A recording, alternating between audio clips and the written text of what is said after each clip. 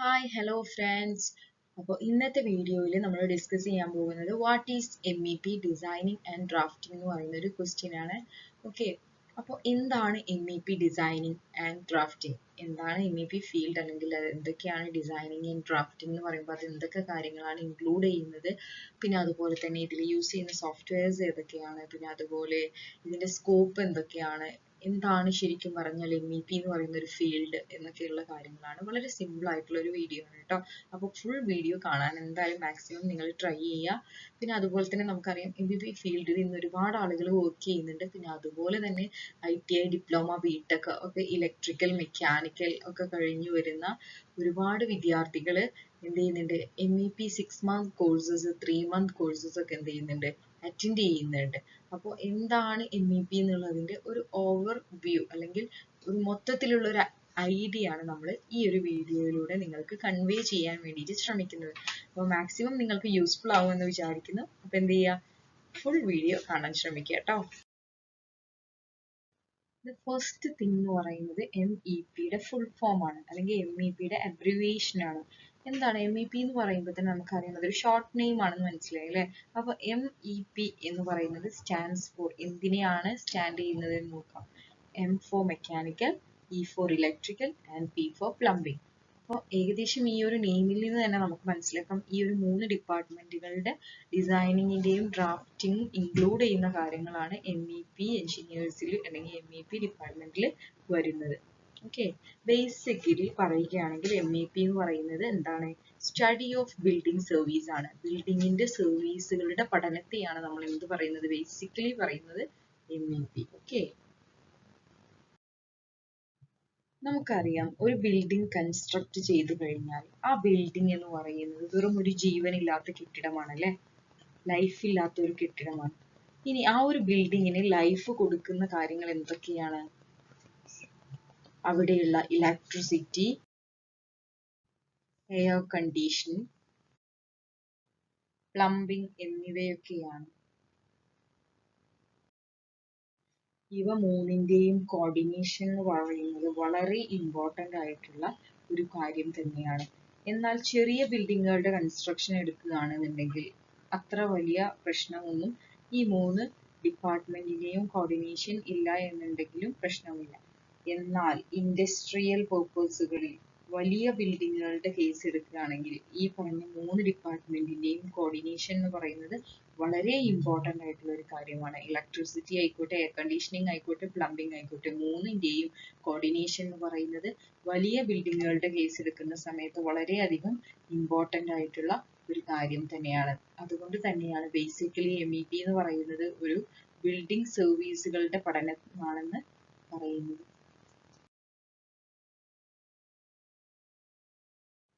പ്രധാനമായും MEP എഞ്ചിനീയറിംഗിൽ ഉൾപ്പെട്ടിട്ടുള്ള കാര്യങ്ങൾ എന്തൊക്കെയാണെന്ന് നമുക്ക് നോക്കാം. First one electrical designing and drafting, second one plumbing designing and drafting, third one HVAC designing and drafting, fourth one fire fighting and fifth one is ELV system. വളരെ simple ആയിട്ട് തന്നെ നമുക്ക് എന്ത് ചെയ്യാം, ഇതിനൊക്കെ പറ്റിയിട്ട് ജസ്റ്റ് ഒരു ഓവർവ്യൂ പറഞ്ഞു പോകാം എന്തൊക്കെയാണ് ഇതിൽ വരുന്നത് എന്നുള്ളത്.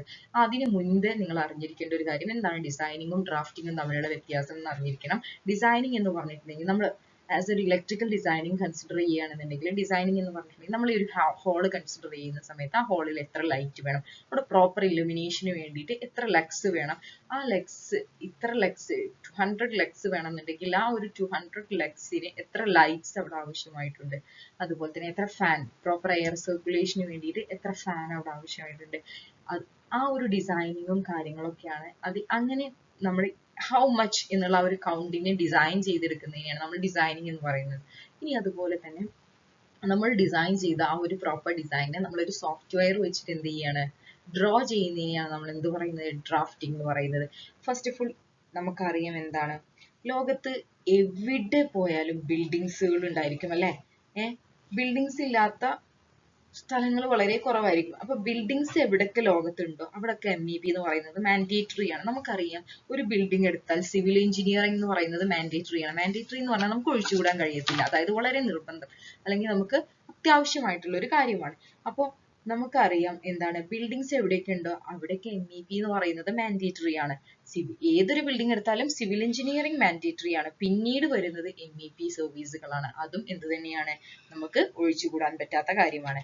ഇനി consider as A villa project. നമ്മളൊരു വില്ല പ്രൊജക്ടിനെ കൺസിഡർ ചെയ്യുകയാണെന്നുണ്ടെങ്കിൽ ഫസ്റ്റ് നമ്മളൊരു വില്ല പ്രൊജക്ട് കൺസിഡർ ചെയ്യുകയാണെങ്കിൽ അവിടെ ഇലക്ട്രിക്കൽ ഡിസൈനിങ് ആൻഡ് ഡ്രാഫ്റ്റിങ്ങിനെ പറ്റിയിട്ട്, അല്ലെങ്കിൽ ഇലക്ട്രിക്കൽ ഡിസൈനിങ് ആൻഡ് ഡ്രാഫ്റ്റിങ്ങിൽ വരുമ്പോൾ നമുക്കറിയാം എന്താണ്, ആ ഒരു വില്ലയിൽ ഇലക്ട്രിക്കൽ സർവീസസ് ഇല്ലാതെ ആ ഒരു ബിൽഡിങ്ങിനെ നമുക്ക് എന്ത് ചെയ്യാൻ പറ്റൂല, യൂസ് ചെയ്യാനേ പറ്റത്തില്ല അല്ലെ, നമുക്ക് ചിന്തിക്കാൻ പോലും പറ്റില്ല. പണ്ട് കാലത്തൊക്കെ നമ്മൾ മെഴുകുതിരി കത്തിച്ചിട്ടും അതുപോലെ കെറോസിൻ ലാംപ്സ് വിളക്കുകൾ കത്തിച്ചിട്ടും ഒക്കെ ആയിരുന്നു നമ്മൾ ലൈറ്റ് സോഴ്സുകൾ കണ്ടെത്തിയിട്ടുണ്ടായിരുന്നത്. അതിനുശേഷമാണ് നമ്മുടെ തോമസ് ആൽവ എഡിസൺ എന്ന് പറയുന്നത് എന്ത് കണ്ടെത്തുന്നത്, നമ്മുടെ ബൾബ് കണ്ടെത്തുന്നത് അല്ലെ. അപ്പൊ ആ ഒരു എന്താ പറയുക ഇന്നോവേഷന് ശേഷം പിന്നെ നമ്മുടെ ടെക്നോളജി വളരുന്നതിനനുസരിച്ച് നമ്മൾ പുതിയ പുതിയ ബൾബുകളും ഒക്കെ കണ്ടുപിടിച്ചു. പിന്നെ അതുപോലെ തന്നെ നമ്മളിപ്പോ എവിടെ എത്തി, നമ്മുടെ ജനറേഷൻ എന്ന് പറയുന്നത് LED LED-യിലാണ് ഇപ്പൊ നമ്മൾ നിലവിൽ നിൽക്കുന്നത്. ഇനി അതുപോലെ തന്നെ നമുക്കറിയാം ഒരു ബിൽഡിംഗ് എടുക്കുന്ന സമയത്ത് നമുക്ക് ഇലക്ട്രിക്കൽ അല്ലെങ്കിൽ ലൈറ്റ് സോഴ്സസ് സർവീസുകൾ ഇല്ലാതെ നമുക്ക് എന്ത് ചെയ്യാൻ പറ്റൂല, ആ ബിൽഡിങ്ങിനെ നമുക്ക് ഒരിക്കലും യൂസ് ചെയ്യാൻ പറ്റില്ല. ഇറ്റ്സ് എ വേസ്റ്റ് ബിൽഡിംഗ് നമുക്ക് വേണമെങ്കിൽ പറയാം. ഇനി അതുപോലെ തന്നെ നമുക്ക് മാൻഡേറ്ററി ആയിട്ട് വരുന്ന, നിർബന്ധമായിട്ടും ആവശ്യമായിട്ട് വരുന്ന മറ്റൊരു കാര്യം ഒരു ബിൽഡിങ്ങിൽ എന്താണ്, പ്ലംബിംഗ് ഡിസൈനിങ് ആൻഡ് ഡ്രാഫ്റ്റിംഗ് ആണ് അല്ലെ. അപ്പോൾ ഈ ഇലക്ട്രിക്കൽ ഡിസൈനിങ് ആൻഡ് ഡ്രാഫ്റ്റിംഗിൽ എത്രമാത്രം ലൈറ്റ്സുകൾ വേണം, പിന്നെ അതുപോലെ ഫാന് വേണം, പോയിന്റുകൾ, പവർ പോയിന്റ്സ്, അതുപോലെ തന്നെ അങ്ങനെയുള്ള പ്രോപ്പർ അതിന്റെ ഡിസൈനും കാര്യങ്ങളും, ഹൗ മച്ച് കൗണ്ട്സുകളും, അതുപോലെ തന്നെ അതിനെ ഒരു സോഫ്റ്റ്വെയർ യൂസ് ചെയ്തിട്ട് അതിന്റെ ഡ്രോയിങ്സിന്റെ വരയ്ക്കുന്നതിനെയൊക്കെയാണ്, അതൊക്കെയാണ് ഇലക്ട്രിക്കൽ ഡിസൈനിങ് ആൻഡ് ഡ്രാഫ്റ്റിംഗിൽ ഉൾപ്പെട്ടിട്ടുള്ളത്. പ്ലംബിംഗ് ഡിസൈനിങ് ആൻഡ് ഡ്രാഫ്റ്റിംഗ് എന്ന് പറയുമ്പോൾ മെയിൻ ആയിട്ട് നമ്മൾ ചിന്തിക്കേണ്ട ഒരു കാര്യം, സിമ്പിൾ ആയിട്ട് പറയുകയാണെങ്കിൽ നമ്മുടെ വാട്ടർ സപ്ലൈയും അതുപോലെ തന്നെ ഡ്രെയിനേജും, ഈ ഒരു രണ്ട് കാര്യങ്ങളാണ് മെയിൻ ആയിട്ട് പ്ലംബിംഗ് ഡിസൈനിങ്ങിൽ വരുന്നത്. അതായത് നമുക്കറിയാം എന്താണ്, ഒരു ബിൽഡിംഗ് എടുക്കുന്ന സമയത്ത് അവിടേക്ക് ആവശ്യമായിട്ടുള്ള വെള്ളത്തിനെ നമുക്ക് സപ്ലൈ ചെയ്യണം. പിന്നെ അതുപോലെ തന്നെ നമ്മൾ യൂസ് ചെയ്തിട്ടുള്ള വെള്ളത്തിന് തിരിച്ച് പുറത്തേക്ക് റിട്ടേൺ ചെയ്യുകയും വേണം. അപ്പൊ ആ ഒരു ഡിസൈനിങ്ങിന്, അതായത് നമ്മുടെ ടോപ്പ് ഓഫ് ദി ടാങ്ക് തൊട്ട് നമ്മുടെ പൈപ്പ് വരെയുള്ള ഡിസൈനും, അതുപോലെ തന്നെ നമ്മൾ യൂസ് ചെയ്തിട്ടുള്ള വാട്ടറിന് തിരിച്ച് ഡ്രെയിനേജിലേക്കുള്ള സപ്ലൈ, ഈ ഒരു മൊത്തം ടോട്ടൽ ഓഫ് ഡിസൈനിങ്ങിനാണ് പ്ലംബിംഗ് ഡിസൈനിങ്ങിൽ വരുന്നത്. ഈ അടുത്തത് HVAC ഡിസൈനിങ് ആൻഡ് ഡ്രാഫ്റ്റിംഗ് ആണ്. നമുക്കറിയാം നമ്മുടെ മിഡിൽ ഈസ്റ്റ് കൺട്രീസിൽ അല്ലെ, ഈ ഒരു സെയിം വില്ല പ്രൊജക്ടിനെ നമ്മളൊരു മിഡിൽ ഈസ്റ്റ് കൺട്രിയിൽ കൺസിഡർ ചെയ്യുകയാണെങ്കിൽ നമുക്കറിയാം എന്താണ്, അവിടെ ടെമ്പറേച്ചർ വളരെ ഹൈ ആയിരിക്കും. അപ്പൊ തീർച്ചയായിട്ടും ആ ബിൽഡിങ്സ് ഒക്കെ ഫുള്ളി എയർ കണ്ടീഷൻ ആയിരിക്കണം. പക്ഷെ നമ്മുടെ നാട്ടിലാണെങ്കിൽ നമുക്ക് എന്തില്ല, ഫുള്ളി എയർ കണ്ടീഷൻ ആയിട്ടുള്ള ബിൽഡിങ്സുകൾ അത്ര നിർബന്ധമൊന്നുമില്ല. കാരണം നമുക്ക് ഡിസൈൻ ചെയ്യുമ്പോൾ പാർഷ്യലി എയർ കണ്ടീഷൻ ബിൽഡിങ്സ് ആയിട്ട് ഡിസൈൻ ചെയ്യാൻ പറ്റും. പക്ഷെ മിഡിൽ ഈസ്റ്റിൽ GCC പോലുള്ള കൺട്രീസിലൊക്കെ നമുക്കറിയാം എപ്പോഴും ചൂട് കൂടുതലുള്ള സ്ഥലമാണ് അല്ലെ. അപ്പൊ അവിടെയൊക്കെ എന്ന് പറഞ്ഞിട്ടുണ്ടെങ്കിൽ പ്രോപ്പർ എയർ കണ്ടീഷൻ അല്ലെങ്കിൽ ഫുള്ളി എയർ കണ്ടീഷൻ. അപ്പൊ ഈ എയർ കണ്ടീഷന്റെ ഫുൾ ഡിസൈനിങ്ങും കാര്യങ്ങളൊക്കെയാണ് HVAC-യിൽ വരുന്നത്. HVAC എന്ന് പറയുമ്പോൾ heating, ventilation and air conditioning എന്നാണ് HVAC-യുടെ ഫുൾ ഫോം എന്ന് പറയുന്നത്. ഓക്കെ, അപ്പൊ ആ ഒരു proper designing of air conditioning ആണ് HVAC ഡിസൈനിങ്ങിൽ ഡ്രാഫ്റ്റിംഗിൽ വരുന്നത്. ഇനി അടുത്തത് ഫയർ ഫൈറ്റിംഗ് ആണ്. നമുക്കറിയാം ഇൻ കേസ് അതായത് നമ്മളൊരു ഹൈ റൈസ് ബിൽഡിംഗ് കൺസിഡർ ചെയ്യുക, അല്ലെങ്കിൽ ഒരു 10 സ്റ്റോറി 10 നിലയുള്ള ബിൽഡിംഗ്, അല്ലെങ്കിൽ ഒരു 5 സ്റ്റോറി 5 നിലയുള്ള ബിൽഡിംഗ് കൺസിഡർ ചെയ്യുകയാണെന്നുണ്ടെങ്കിൽ അവിടെ ഇൻ കേസ് എന്തെങ്കിലും ഒരു കാരണവശാൽ ഫയർ ഉണ്ടാവുകയാണ്. അപ്പൊ നമുക്ക് എന്ത് വേണം, we want to suppress the fire, അതായത് നമുക്ക് ആ ഫയറിനെ ഇല്ലാതാക്കണം. അപ്പൊ നമുക്ക് അവിടെ എന്തൊക്കെ ആവശ്യങ്ങൾ ഉണ്ടായിരിക്കും, പമ്പുകൾ ആവശ്യമുണ്ടായിരിക്കും, പൈപ്പ് ലൈൻസ്, കൺട്രോൾ പാനൽസ് ഒക്കെ ആവശ്യമുണ്ടായിരിക്കും അല്ലെ. അപ്പൊ ആ ഫയർ വരുന്ന സമയത്ത് അതിനെ ഇല്ലാതാക്കാൻ വേണ്ടിയിട്ട് അവിടെ നമുക്ക് മുൻകൂട്ടി എല്ലാ കാര്യങ്ങളും എന്ത് വേണം, ഇതിനൊക്കെയുള്ള കാര്യങ്ങൾ അപ്പൊ വെച്ചിട്ട് നമുക്ക് ഒരിക്കലും അതിനെ എന്ത് ചെയ്യാൻ പറ്റില്ല, സപ്രസ് ചെയ്യാൻ പറ്റത്തില്ല. അപ്പൊ അവിടെ ഓൾറെഡി ഒരു ഫയർ സേഫ്റ്റി ആയിട്ടുള്ള കാര്യങ്ങളൊക്കെ എന്തുണ്ടായിരിക്കണം, ഒരു ഹൈ റൈസ് ബിൽഡിങ്ങുകളിൽ ഉണ്ടായിരിക്കണം. അപ്പൊ തീർച്ചയായിട്ടും അതിനൊരു പ്രോപ്പർ ഡിസൈനിങ് വേണം അല്ലെ. അതിന്റെ ഈ ഫയർ ഫൈറ്റിങ്ങിന്റെ സമയത്ത് നമുക്ക് വെള്ളം സപ്ലൈ ചെയ്യാനും അതിന്റെ എന്താ പറയുക സിഗ്നൽസ് കൊടുക്കാനും കാര്യങ്ങളും ഒക്കെ ആയിട്ട്, പിന്നെ അതുപോലെ അതിന് വെള്ളം പമ്പ് ചെയ്യുന്ന പമ്പും, അപ്പൊ അതിന്റെ ഒക്കെ ഒരു പ്രോപ്പർ ഡിസൈനിങ് വേണം. അതാണ് ഏതിൽ ഉൾപ്പെടുന്നത്, ഫയർ ഫൈറ്റിങ്ങിൽ വരുന്നത്. ഇനി next one, fifth one, ELV system ആണ്. ഇനി നമുക്കറിയാം ഇന്നത്തെ ഒരു പണ്ടത്തെ കാലം എടുക്കണ്ട, ഇന്നത്തെ ഒരു കാലഘട്ടത്തിൽ നമുക്ക് ELV സിസ്റ്റം എന്ന് പറയുന്നത് മാൻഡേറ്ററി ആയിട്ടുള്ള ഒരു കാര്യമാണ് അല്ലെ. കാരണം എന്താന്ന് വെച്ചാൽ ELV എന്ന് പറയുമ്പോൾ എക്സ്ട്രാ ലോ വോൾട്ടേജ്, അതായത് നമുക്കറിയാം ഒരു വോൾട്ടേജ് ലെവൽ കൺസിഡർ ചെയ്യുന്ന സമയത്ത് നമ്മൾ ലോ വോൾട്ടേജ് എന്ന് പറയുന്നത് എന്താണ്? ഒരു 250 വോൾട്ട് വരെയൊക്കെ നമ്മൾ പറയുന്നത് ലോ വോൾട്ടേജ് ആണ്. 250 വോൾട്ടേജ് അപ് ടു 250 വരെ നമ്മൾ പറയുന്നത് ലോ വോൾട്ടേജ് ആണ്. ഇനി ഒരു 650 വോൾട്ടേജ് വരെ, അതായത് ഒരു സിംഗിൾ ഫേസ് ഒക്കെ വരുന്നത് ലോ വോൾട്ടേജിലാണ്. പിന്നെ അതുപോലെ തന്നെ മീഡിയം വോൾട്ടേജ് എന്ന് പറയുമ്പോൾ ഒരു 650 വോൾട്ടേജ് ഒക്കെ വരുന്ന ഒരു കേസാണ്. ഇനി അതുപോലെ തന്നെ നമ്മുടെ ELV എന്ന് പറയുന്നത്, ELV എന്ന് പറഞ്ഞാൽ എക്സ്ട്രാ ലോ വോൾട്ടേജ്, ലോ വോൾട്ടേജിനും താഴെ എക്സ്ട്രാ ലോ വോൾട്ടേജ് ആണ് വരുന്നത്. ഓക്കെ, അപ്പൊ ഈ എക്സ്ട്രാ ലോ വോൾട്ടേജ് എന്ന് പറയുന്നത് എന്താണ്? ബിലോ 50 വോൾട്ട്, 50 വോൾട്ടിന്റെ താഴെ വരുന്നതിനെയാണ് നമ്മൾ ELV സിസ്റ്റം എന്ന് പറയുന്നത്. 50 വോൾട്ടിന്റെ താഴെ വർക്ക് ചെയ്യുന്ന സിസ്റ്റംസ് ഒക്കെ എന്താണ്? ELV സിസ്റ്റത്തിൽ വരുന്ന കാര്യങ്ങളാണ്. എന്തൊക്കെ വരും? CCTV വരും, അതുപോലെ തന്നെ fire alarm system, public addressing systems, disable toilet systems, ഇതൊക്കെയാണ് ELV സിസ്റ്റത്തിൽ വരുന്നത്. അപ്പൊ ഇന്ന് നമുക്ക് CCTV ഒന്നും ഒഴിച്ചിടാൻ പറ്റാത്ത ഒരു കാര്യങ്ങളാണ് അല്ലെ. ഇന്ന് നമുക്ക് എല്ലാം റെക്കോർഡ് ചെയ്തെടുക്കാൻ. അപ്പൊ വലിയ വലിയ ബിൽഡിങ്സിലൊക്കെ CCTV എന്താണ്? ഇന്ന് മാൻഡേറ്ററി ആണ്. അതുപോലെ തന്നെ ഫയർ അലാം സിസ്റ്റം, അതായത് ഇൻ കേസ് ഫയർ വരുന്ന സമയത്ത് ആളുകളെയൊക്കെ അവെയർ ചെയ്യണം അല്ലെ.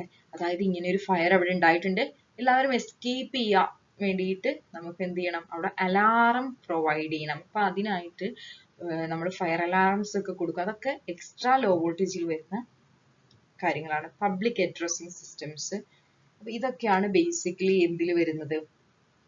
ELV സിസ്റ്റത്തിൽ വരുന്നത്. അപ്പോൾ ബേസിക്കലി പറയുകയാണെങ്കിൽ 5 സർവീസുകളുടെ ഈ ഒരു 5 സർവീസുകളുടെ സ്റ്റഡിയാണ് എന്ത്? MEP എന്ന് പറയുന്നത്. ഓക്കെ, ഈ ഒരു 5 മേഖലകളുടെ അല്ലെങ്കിൽ ഈ ഒരു 5 സർവീസുകളുടെ കോർഡിനേഷൻ ആണ് MEP യിൽ വരുന്നത്, അല്ലെങ്കിൽ MEP വർക്ക്സുകളിൽ വരുന്നത്.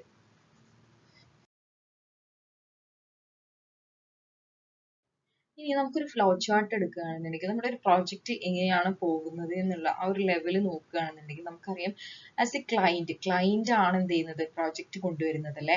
അപ്പൊ ഇങ്ങനെ ഒരു പ്രോജക്റ്റ് അവർക്ക് ആവശ്യമുണ്ട്. അതിന്റെ ഒരു എന്താ പറയുക, കൺസ്യൂമർ എന്ന് പറയുന്നത് ക്ലൈന്റ് ആണ്. അപ്പോൾ ഈ ക്ലൈന്റ് എന്ന് പറയുന്ന ആള് വൺ പേഴ്സൺ ആയിരിക്കാം, അല്ലെങ്കിൽ ഒരു ഗ്രൂപ്പ് ഓഫ് പേഴ്സൺ, അല്ലെങ്കിൽ ഒരു ബിൽഡേഴ്സ് ആയിരിക്കാം, എന്തോ ആവട്ടെ. അപ്പൊ ഈ ഒരു ക്ലൈന്റിന്റെ ഉള്ള ഐഡിയ അവർ ആരുമായിട്ട് ഡിസ്കസ് ചെയ്യും? ആർക്കിടെക്ട്സുമായിട്ട് ഡിസ്കസ് ചെയ്യും. അങ്ങനെ ഈ ആർക്കിടെക്ട്സ് അത് എന്ത് ചെയ്യും?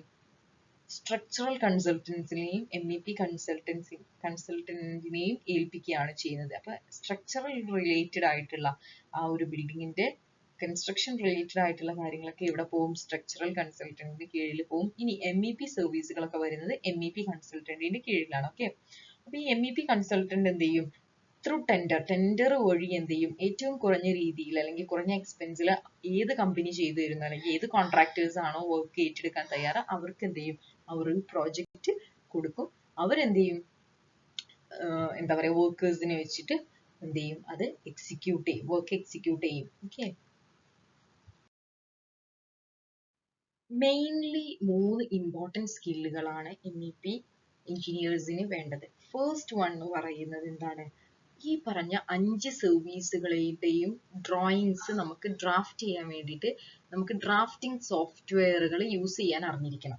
അപ്പോൾ ഏതൊക്കെ സോഫ്റ്റ്വെയർസ് ആണോ നമ്മൾ യൂസ് ചെയ്യുന്നത് നമ്മൾ പറയുന്നുണ്ട്. അപ്പോൾ ആ സോഫ്റ്റ്വെയറുകളൊക്കെ എങ്ങനെ യൂസ് ചെയ്യാം, ഏതൊക്കെ അതിൽ യൂസ് ചെയ്യുന്ന കമന്റ്സും കാര്യങ്ങളും എല്ലാം, അതിന്റെ പ്രോപ്പർ ആയിട്ടുള്ള ഒരു സോഫ്റ്റ്വെയറിന്റെ ഡീറ്റെയിൽസ് മൊത്തം അറിഞ്ഞിരിക്കണം, അല്ലെങ്കിൽ അതിൽ ഡിസൈൻ ചെയ്യാൻ അറിഞ്ഞിരിക്കണം. രണ്ടാമത്തെ കാര്യം എന്ന് പറയുന്നത് ക്വാണ്ടിറ്റി എടുക്കാൻ അറിഞ്ഞിരിക്കണം. അതായത് ബിൽ ഓഫ് ക്വാണ്ടിറ്റി എന്നൊക്കെ പറയുന്ന പോലെ ഹൗ മച്ച്, അല്ലെങ്കിൽ എത്ര ക്വാണ്ടിറ്റീസ് വരുന്നുണ്ട്, എത്ര ഐറ്റംസ് വേണം, എക്യുപ്മെന്റ്സ് വേണം, ഇന്ന കാര്യങ്ങളൊക്കെ എത്ര എണ്ണം വേണം എന്നുള്ളതിന്റെ, അല്ലെങ്കിൽ അതിന്റെ ആ ഒരു ക്വാണ്ടിറ്റി എടുക്കാനുള്ള അറിവുണ്ടായിരിക്കണം, അല്ലെങ്കിൽ ബിൽ ഓഫ് ക്വാണ്ടിറ്റി അറിഞ്ഞിരിക്കണം. ഇനി മൂന്നാമത്തെ കാര്യം എന്ന് പറയുന്നത് ആ ഒരു ഡ്രോയിങ്ങിന്റെ റീഡിങ് അല്ലെങ്കിൽ ഡിസൈനിങ് ഡ്രാഫ്റ്റിംഗ് കപ്പാസിറ്റി ഉണ്ടായിരിക്കണം. അതായത് നമുക്ക് ഒരു ഡ്രോയിങ് കിട്ടിക്കഴിഞ്ഞാൽ അതിനെ റീഡ് ചെയ്യാൻ, ആ ഒരു ഡ്രോയിങ്ങിനെ റീഡ് ചെയ്യാൻ, പിന്നെ അതുപോലെ തന്നെ ഡിസൈനിങ്ങും ഡ്രാഫ്റ്റിംഗ് ഈ പറഞ്ഞ കാര്യങ്ങളിലൊക്കെ നമ്മൾ എന്തായിരിക്കണം? പ്രോപ്പർ സ്കിൽഡ് ആയിട്ടുള്ള പേഴ്സൺസ് ആയിരിക്കണം. മെയിൻലി നമ്മൾ MEPയിൽ ഡ്രാഫ്റ്റിംഗ് സോഫ്റ്റ്വെയർസ് ആയിട്ട് യൂസ് ചെയ്യുന്നത് ഫസ്റ്റ് വൺ AutoCAD ആണ്. നമ്മൾ കുറച്ച് മുൻപായിട്ട് അല്ലെങ്കിൽ കുറച്ച് ഏർലിയർ ആയിട്ട് യൂസ് ചെയ്ത് വരുന്നതാണ് AutoCAD എന്ന് പറയുന്നത്. അതുപോലെ തന്നെ ഓട്ടോകാഡിന്റെ ഫുൾ എന്ന് പറഞ്ഞാൽ automatic computer aided draft designing and drafting ആണ്. പിന്നെ അതുപോലെ തന്നെ നമ്മളിപ്പോൾ റിലവൻ്റ് ആയിട്ട് യൂസ് ചെയ്തുകൊണ്ടിരിക്കുന്നത് റെവിറ്റ് MEP ആണ്. പിന്നെ അതുപോലെ ഈ ഒരു 2 സോഫ്റ്റ്വെയർസ് ആണ് മെയിൻ എങ്കിലും നമുക്ക് ഈ ഒരു ഫീൽഡുകളിലല്ല, അതായത് ഈ ഒരു 5 സർവീസുകളിൽ നമുക്ക് ആവശ്യമായിട്ട് വരുന്ന കുറച്ച് സോഫ്റ്റ്വെയർസിന്റെ പേരാണ് നമ്മൾ താഴെ കാണിച്ചിട്ടുള്ളത്. അതായത് റിലക്സ്, ഡയലക്സ്, ഹാപ്പ്, ഡക്സൈസ്, പൈപ്പ് സൈസ്, എക്സെട്ര. അതുപോലെ തന്നെ എന്താണ് മൈക്രോസോഫ്റ്റ് ഇലക്ട്രിക്കൽ ഡിസൈനിങ്ങിലൊക്കെ നമുക്ക് MS ഓഫീസിൽ MS എക്സലിന്റെ യൂസ് വരുന്നുണ്ട്. ലോഡ് കാൽക്കുലേഷനും കാര്യങ്ങളൊക്കെ ചെയ്യാൻ വേണ്ടിയിട്ട് നമുക്ക് MS എക്സലിന്റെ യൂസസും വരുന്നുണ്ട്. പിന്നെ അതുപോലെ തന്നെ നമുക്ക് മെയിൻ ആയിട്ട് നമുക്ക് എന്താ പറയുക, ഈ ഒരു MEPയിൽ വരുന്ന സ്കോപ്പുകൾ എന്തൊക്കെയാന്ന് വെച്ചാൽ സെയിൽസ് എഞ്ചിനീയേഴ്സ് വരുന്നുണ്ട്, പ്രൊജക്ട് എഞ്ചിനീയേഴ്സ് വരുന്നുണ്ട്, അതുപോലെ സർവീസ് എഞ്ചിനീയേഴ്സ്, ഡിസൈൻ എഞ്ചിനീയേഴ്സ്. ഈ 4 മേഖലകളിലുള്ള എഞ്ചിനീയേഴ്സിന്റെ സ്കോപ്പ് എന്തിൽ വരുന്നുണ്ട്? MEPയിൽ വരുന്നുണ്ട്. അപ്പൊ എന്റെ വീഡിയോ എന്ന് പറയുന്നത് നിങ്ങൾക്ക് യൂസ്ഫുൾ ആയിരിക്കും എന്ന് വിചാരിക്കുന്നു. വളരെ സിമ്പിൾ ആയിട്ടാണ് നമ്മൾ ഈ ഒരു വീഡിയോയിൽ പറഞ്ഞിട്ടുള്ളത് MEPയെ കുറിച്ചിട്ട്. അപ്പൊ നിങ്ങൾക്ക് എന്തെങ്കിലും ഡൗട്ട്സ് ഉണ്ടെങ്കിൽ നിങ്ങൾക്ക് കമന്റ് ആയിട്ട് ചോദിക്കാവുന്നതാണ്. അതുപോലെ തന്നെ ഇനി നമുക്ക് അപ്ഡേറ്റ്സ് MEP അപ്ഡേറ്റ്സുകൾ തരാൻ വേണ്ടിയിട്ട് ഞാൻ ശ്രമിക്കുന്നതായിരിക്കും. അപ്പോൾ ഓക്കെ, വീഡിയോ ഇഷ്ടപ്പെട്ടാൽ നമ്മുടെ ചാനൽ മറക്കാതെ സബ്സ്ക്രൈബ് ചെയ്യുക, ലൈക്ക് ചെയ്യുക, സപ്പോർട്ട് ചെയ്യുക. ഓക്കെ, അപ്പോൾ ബൈ, ഷെയർ ചെയ്യാനും മറക്കരുത് കേട്ടോ.